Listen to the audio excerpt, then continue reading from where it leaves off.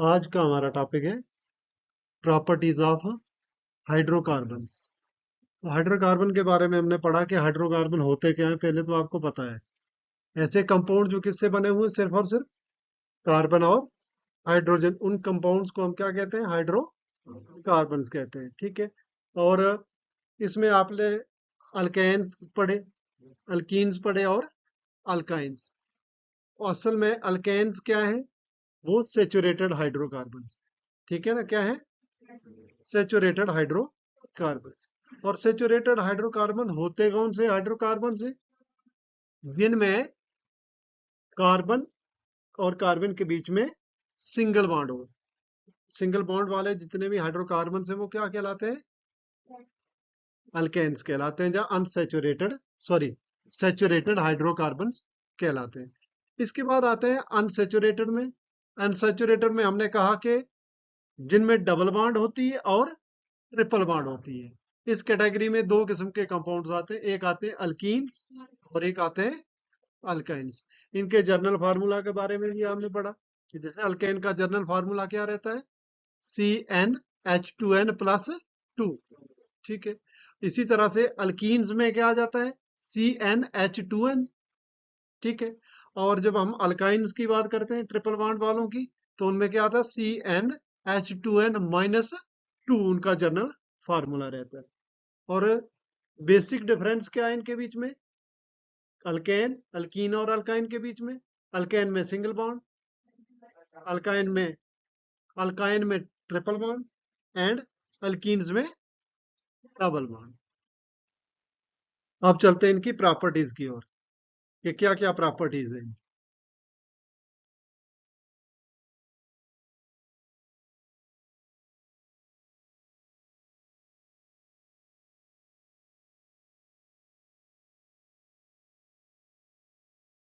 Physical properties पहले लेंगे हम, कि फिजिकल प्रॉपर्टीज क्या क्या है इनकी।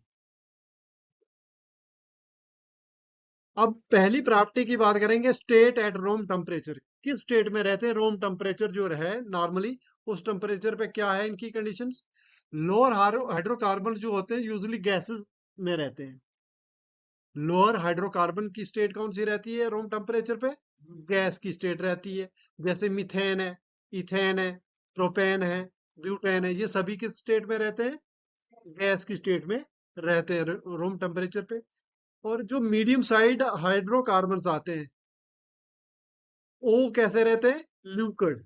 मीडियम साइज हाइड्रोकार्बन्स की स्टेट कौन सी है, ल्यूकड्स। जैसे क्या आता है इनमें, पेंटेन आ जाता है। इसके अलावा हायर हाइड्रोकार्बन जो होते हैं वो सॉलिड में स्टेट में रहते हैं। जो हायर कैटेगरी में आते हैं हाइड्रोकार्बन, वो किस स्टेट में रहते हैं, सॉलिड स्टेट में। तीनों स्टेटों में मिलेंगे आपको रूम टेम्परेचर पे। लोअर जो है वो लोअर हाइड्रोकार्बन के स्टेट में रहेंगे, गैस की स्टेट में रहेंगे। और जो मीडियम साइज है वो किस स्टेट में रहेंगे, लिक्विड में रहेंगे। और जो हायर हाइड्रोकार्बन है वो यूजुअली सॉलिड स्टेट में दिखेंगे आपको। दूसरी इंपॉर्टेंट प्रॉपर्टी आती है इनकी, मेल्टिंग पॉइंट और बॉइलिंग पॉइंट की। अगर हम मेल्टिंग और बॉइलिंग पॉइंट की बात करें हाइड्रोकार्बन्स की, तो जैसे ही इनका मॉलिक्यूलर मास इंक्रीज होता है, जैसे जैसे इनका मॉलिक्यूलर मास इंक्रीज होता है, इसी तरह से इनके मेल्टिंग और बॉइलिंग दोनों टेम्परेचर भी क्या हो जाते हैं, इंक्रीज होते हैं। ठीक है। मास इंक्रीज होने के साथ साथ इनका मेल्टिंग और बॉइलिंग पॉइंट भी इंक्रीज होता रहता है। अगर हम बात करें लॉन्ग चेन हाइड्रोकार्बन की, उनके बीच में स्ट्रॉन्ग इंटरमॉलिक्यूलर फोर्सेस होती है। जो लॉन्ग चेन कार्बन, कार्बन की लंबी चेन, हमने कहा था ना कैटिनेशन है प्रॉपर्टी एक, कार्बन की लंबी चेन बनाने की प्रॉपर्टीज है, उस प्रॉपर्टी को हम कहते हैं कैटिनेशन। कैटिनेशन में जो लॉन्ग चेन वाले हाइड्रोकार्बन आते हैं उनके बारे में अगर हम बात करें, तो इनको हीट, ज्यादा हीट की जरूरत पड़ती है मेल्टिंग और बॉइलिंग के लिए। जितने ज्यादा लंबी चेन होगी उतने ज्यादा उसका मेल्टिंग और बॉइलिंग पॉइंट होगा। ठीक है। और ब्रांच्ड लोअर बॉइलिंग पॉइंट्स जो होते हैं, ब्रांच्ड जो आते हैं, ब्रांच्ड हाइड्रोकार्बन हैं, उनके बारे में बात करें तो उनके सरफेस एरिया पे जो फोर्सेस होती हैं वो वीक रहती हैं। वीक फोर्सेस के कारण इनके जो बॉइलिंग एंड मेल्टिंग पॉइंट है वो भी कैसे रहेंगे, लो रहेंगे। Melting points are less regular but generally also give rise with size. तो ये जैसे जैसे हम क्या करते हैं, इनका साइज इंक्रीज होता जाता है तो इनका मेल्टिंग पॉइंट भी इंक्रीज होता जाता है। तो ये दो इंपॉर्टेंट प्रॉपर्टी हमने अब तक पढ़ी। एक तो रूम टेम्परेचर पे इसकी स्टेट क्या है, दूसरा मेल्टिंग और बॉइलिंग पॉइंट के बारे में। ठीक है, अभी लिखने की जरूरत नहीं है, मैं आपको ये लिखवा दूं।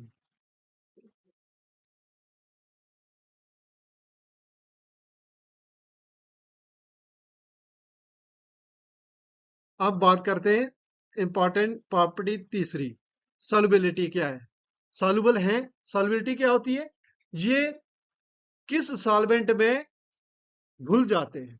सॉल्युबिलिटी का मतलब क्या है कि क्या ये वाटर के अंदर सॉल्युबल हैं, पानी के अंदर घुल जाते हैं, या इनको घुलाने के लिए कोई दूसरा केमिकल चाहिए। तो देखो, हाइड्रोकार्बन जो है इनसॉल्युबल होते हैं वाटर में। कैसे हैं, इनसॉल्युबल, पानी में नहीं घुलते ये आराम से। क्यों, क्योंकि वो नॉन पोलर है।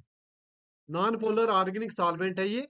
जैसे बेंजीन आ गया, ईथर आ गया, क्लोरोफॉर्म आ गया, कार्बन टेट्राक्लोराइड आ गया। ये क्या है, ये नॉन पोलर सॉल्वेंट में घुलते हैं, जो पानी वाले नहीं है, नॉन वाटर वाले। ठीक है, वाटर में ये सॉल्युबल नहीं होते। सॉल्युबल किस में होते हैं, बेंजीन में, ईथर में, क्लोरोफॉर्म में है? इन चीजों में ये क्या होते हैं, सॉल्युबल होते हैं, घुल जाते हैं। अगली इंपॉर्टेंट प्रॉपर्टी नंबर 4 है इसकी डेंसिटी। डेंसिटी की बात करें तो इनकी डेंसिटी जो होती है लो रहती है, यूजली लेस देन वाटर। पानी से इनकी डेंसिटी कम रहती है, और ये वाटर के ऊपर फ्लोट करते हैं। फ्लोट क्यों करता है, जब कोई भी चीज वाटर के ऊपर फ्लोट करती है उसका मतलब कि उसकी डेंसिटी वाटर से कम है। कब फ्लोट करेगी कोई चीज, जब उसकी डेंसिटी वाटर से कम होगी। तो वाटर की डेंसिटी जनरली 4 मानी जाती है, तो इसकी 4 से कम रहती है डेंसिटी, इसलिए ये वाटर के ऊपर फ्लोट करते हैं। नेक्स्ट इंपॉर्टेंट है वोलेटिलिटी। जो हमारे स्मॉलर हाइड्रोकार्बन आते हैं वो ज्यादा वोलेटाइल है, क्योंकि इनके बॉइलिंग पॉइंट कम होते हैं। वोलेटाइल का मतलब क्या है, जैसे आप मिट्टी का तेल या पेट्रोल लेते हैं, पेट्रोल को जमीन के ऊपर डाल दिया, तो कुछ टाइम के बाद क्या हो जाते हैं, वो डिसअपियर हो जाते हैं, वहां से गायब हो जाते हैं। कहाँ चले जाते हैं, एयर में। ठीक है, तो एयर में उड़ के चले जाते हैं। तो ये इस प्रॉपर्टी को वोलेटिलिटी कहते हैं। ठीक है, वोलेटाइल है। जो स्मॉलर हाइड्रोकार्बन है वो क्या है, वोलेटाइल इन नेचर है। क्यों है वोलेटाइल, क्योंकि उनके बॉइलिंग पॉइंट बहुत कम है। और जैसे जैसे जैसे जैसे इनकी कार्बन कार्बन की चेन लंबी होती जाएगी, बड़ी होती जाएगी, इंक्रीज होती जाएगी कार्बन का नंबर, इसी तरह से इनकी वोलेटिलिटी भी डिक्रीज होती जाएगी। वो फिर वोलेटाइल नहीं रहेंगे जब जैसे जैसे इसकी कार्बन कार्बन की चेन बढ़ती जाए। अब नेक्स्ट इंपॉर्टेंट प्रॉपर्टी क्या है इसकी,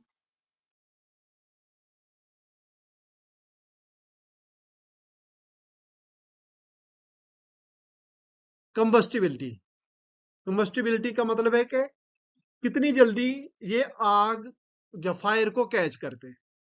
फायर को कैच करने की प्रॉपर्टी को हम क्या कहते हैं, कंबस्टिबिलिटी कहते हैं। कंबस्टन का मतलब क्या होता है, जलना। तो अब इसके बारे में, हाइड्रोकार्बन के बारे में हम बात करें तो जर्नली फ्लेमेबल हैं, ये जल्दी फ्लेम पकड़ लेते हैं, है नी, इसकी फ्लेम जल्दी, ये फ्लेम को जल्दी कैच करते हैं। और ऑक्सीजन की प्रेजेंस में ये क्या करते हैं, बर्न करते हैं, जलते हैं।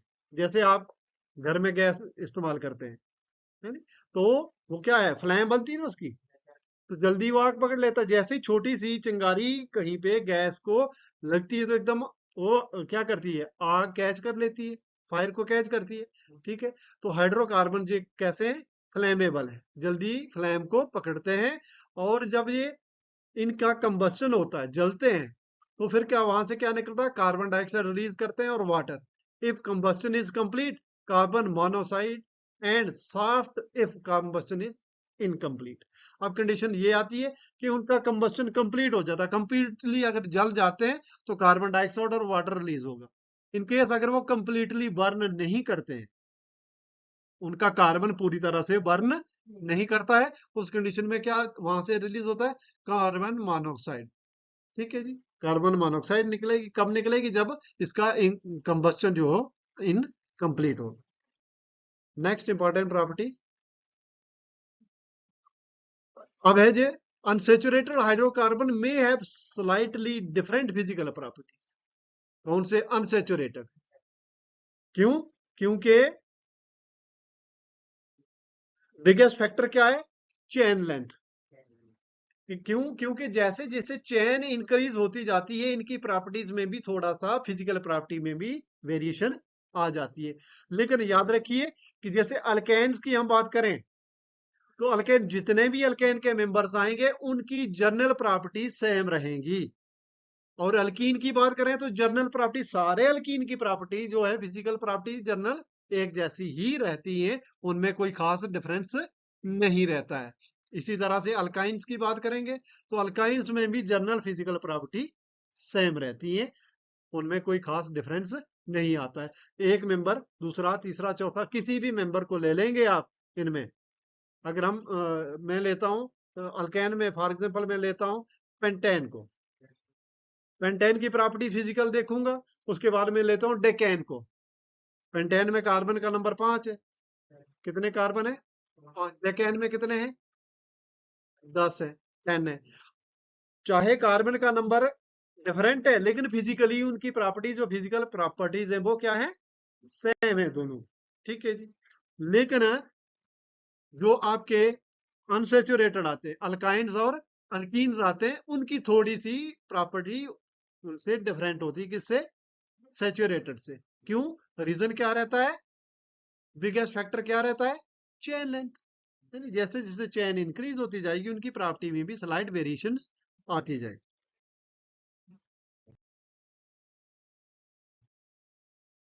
Hydrocarbons are compounds made only of carbon and hydrogen. ठीक है जी। अब इनकी केमिकल प्रॉपर्टीज की बात करें हम तो केमिकल प्रॉपर्टी में देखो क्या क्या क्या रहता है, देखिए। अब यार ये पहले केमिकल प्रॉपर्टी ली मैंने कंबस्शन की। कंबस्शन क्या होता है? जलना। ठीक है जी। तो हाइड्रोकार्बन बर्न करते हैं और क्या बनाते हैं? कार्बन डाइऑक्साइड और वाटर। हमने अभी पढ़ा फिजिकल प्रॉपर्टीज में भी इनकी, यानी कंबस्शन कंबस्टिबिलिटी में हमने देखा कि जब ये कंप्लीटली बर्न हो जाते हैं तो वाटर और कार्बन डाइऑक्साइड वहां से रिलीज करते हैं। बट इनकम्प्लीट कंबस्शन में क्या होता है? कार्बन मोनोऑक्साइड रिलीज होता है। देखिए मीथेन लिया, मीथेन को अगर हमने एयर की प्रेजेंस में बर्न करा तो वहां से क्या निकला? कार्बन डाइऑक्साइड प्लस वाटर, ये दो चीजें वहां से निकली। दूसरा हम बात करते हैं सब्स्टिट्यूशन रिएक्शन की। तो सब्स्टिट्यूशन रिएक्शन हमने पढ़े हैं। क्या होते हैं सब्स्टिट्यूशन रिएक्शन? जिसमें जिसमें किसी कंपाउंड में एक एलिमेंट को दूसरा एलिमेंट रिप्लेस कर देता है, सब्स्टिट्यूट कर देता है। जो ज्यादा, कौन सा? हाईली रिएक्टिव जो एलिमेंट है, हाईली रिएक्टिव एलिमेंट क्या करता है? दूसरे लेस रिएक्टिव एलिमेंट को क्या कर देता है? रिप्लेस कर देता है, सब्स्टिट्यूट कर देता है। इसलिए इनको हम सब्स्टिट्यूशन रिएक्शन कहते हैं। तो जो हमारे हाइड्रोकार्बन्स आते हैं ये भी कौन सा रिएक्शन शो करते हैं? कौन सा रिएक्शन शो करते हैं? Substitution reaction. ये देखिए जैसे हम बात करते हैं CH4 की। CH4 क्या है? मीथेन। मीथेन में अगर हम क्या डाल देते हैं? Cl2 डालते हैं तो वहां पे क्या रिलीज हो जाएगा? क्लोरोमीथेन बन जाएगा, CH3Cl। अब एक हाइड्रोजन वहां से निकला और उसने क्या कर दिया Cl के साथ? ये देखिए एक हाइड्रोजन यहां से निकल गया, CH4 था, CH3, वन हाइड्रोजन यहां से निकला और वो किसके साथ? क्लोरीन के साथ जुड़ गया, HCl बना दिया उसने, हाइड्रोक्लोरिक एसिड बना दिया। और जो यहाँ पे 1 Cl बचा वो इधर आ गया और CH3 रह गया। CH3Cl बना दिया। इस रिएक्शन को हम कहते हैं हेलोजिनेशन, क्योंकि ये क्लोरीन क्या है, दिस इज है हेलोजन। ये कौन सा है, हेलोजन फैमिली का मेंबर है, इसलिए इस क्लोरीनेशन भी कहेंगे या हेलोजिनेशन कहेंगे इस रिएक्शन को। तो ये सब्स्टिट्यूशन रिएक्शन जो कि हाइड्रोकार्बन में होता है। Next important